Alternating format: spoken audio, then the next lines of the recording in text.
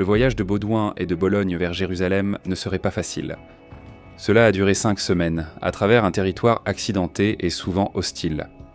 Il atteignit Antioche rapidement, où il envoya sa femme et ses bagages par mer jusqu'au port de Jaffa.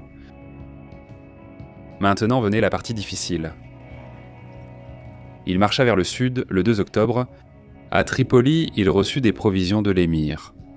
Puis il continua vers le sud, négociant un passage difficile le long de la côte en direction de Beyrouth.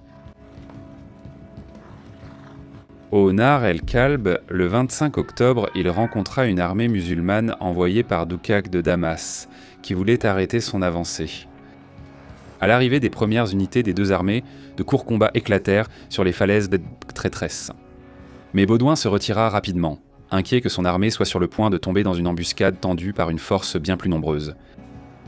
Il installa un camp pour la nuit, durant laquelle ses hommes endurèrent des attaques harcelantes de tous côtés. Fulker de Chartres, qui voyageait avec Baudouin à l'époque, fournit un récit vivant qui transmet la terreur de l'auteur pendant la bataille. Nous feignions la hardiesse, mais nous craignions la mort. Battre en retraite était difficile, avancer l'était plus encore. De tous côtés, nous étions assiégés par nos ennemis. D'un côté, ceux qui étaient dans les bateaux en mer, de l'autre, ceux sur les falaises, nous pressaient sans relâche. Ce jour-là, rien ne s'est bien passé. Nous n'avons pas eu de repos et nos bêtes assoiffées n'ont pas été abreuvées. En effet, je souhaitais vraiment être à Chartres ou à Orléans, et d'autres aussi. Toute la nuit, nous avons attendu dehors, devant nos tentes, en restant vigilants. À l'aube, Baudouin a décidé que la situation se détériorait et a ordonné une retraite. En levant le camp, les croisés ont tenté de se replier. Cela a enhardi l'armée turque. Fulker poursuit son récit. À ce moment-là, les Turcs sautaient hors des bateaux, décapitaient les imprudents qui erraient près de l'eau, puis nous poursuivaient jusqu'à l'endroit plat mentionné plus haut, tirant de nombreuses flèches.